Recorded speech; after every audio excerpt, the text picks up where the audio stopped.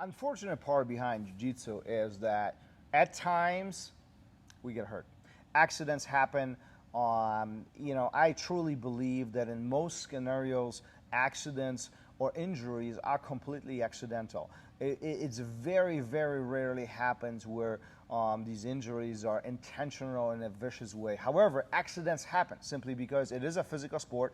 We do interact. There is a elevation change often, and there are some joint manipulations and other things that we do, inflicting pressure and pain points, and we really trying to submit our partners in some cases. So injuries do happen. In this video, I don't want to necessarily talk about how to avoid injuries, but I do want to talk about what happens if you are injured and what to do and how to address this. Now, this is very important. If you ever find yourself in a position of injury, one, what's important is really evaluate the situation from a medical perspective. And I know all of us, think about it as, I'll shake it off, life is fine, it's going to go away in a week or two, I'll be fine. I do encourage you to go and check things out. It's very important that we heal correctly. And I'm guilty of it in a significant way where in my younger years, I didn't took care of some of my injuries. And now, decade or two later, I really find myself in a situation where these injuries catch up with me. And I'm put in a situations where I'm unable to execute certain things because of my poor decisions early on in my journey. So right now, this is kind of a pep talk from the guy who's been there. Go check it out. Just look at it. It's not going to hurt. It doesn't take a lot of time for you to investigate what is happening and why things are not feeling well. Now, let's talk about the factor of coming back to jiu-jitsu and being out of jiu-jitsu due to injury. The worst thing that you can do, in my mind, is completely take time off. And I'm doing this in quotes because often it's being used. I'm going to take some time off. And often that translates into, I forget about jiu-jitsu for the next 3, 6, 12 weeks, whatever the case is. And then return after that period of time, I wouldn't say it's impossible, but it's very, very difficult. There happen a number of times where students come to me and say, listen, I've been out only for a week and I feel a difference. And there's a huge truth behind this. Longer you're out, harder it is to return. So the $1 million question is, how do you stay connected while you cannot train? Well, and today I think it's easier than it was a decade ago or 2 decades ago when I was starting. Today, one, we have social media, so there's an easy way to connect.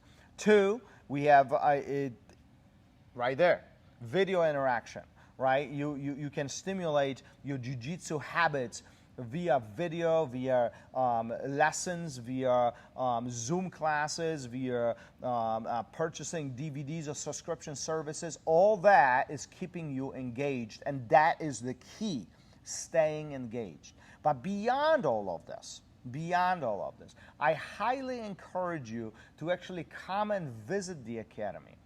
And I'll tell you a true story and some things that I'm completely crazy, but I had the unfortunate events of having a number of knee surgeries and dislocated shoulders, and there was significant amount of time over the last 20 years that I've been off the mat, not due to my choice, due to the injuries and circumstances I found myself in.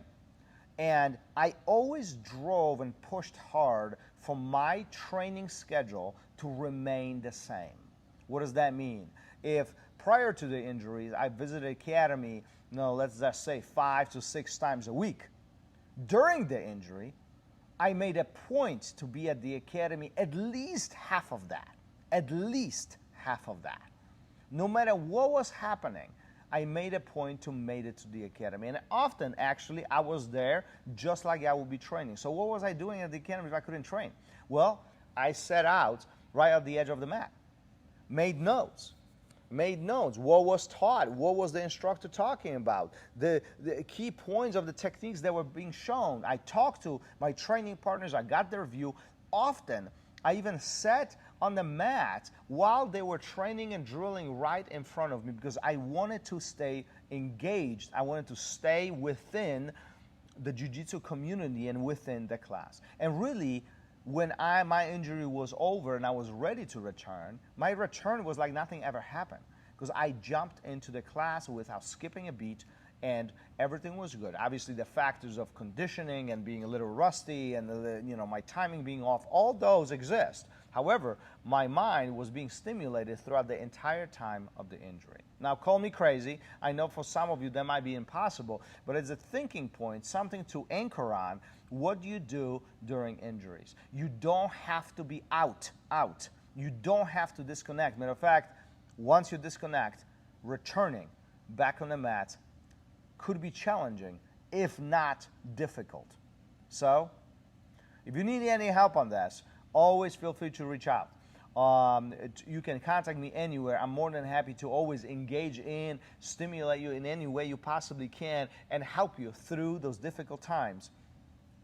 Don't disconnect.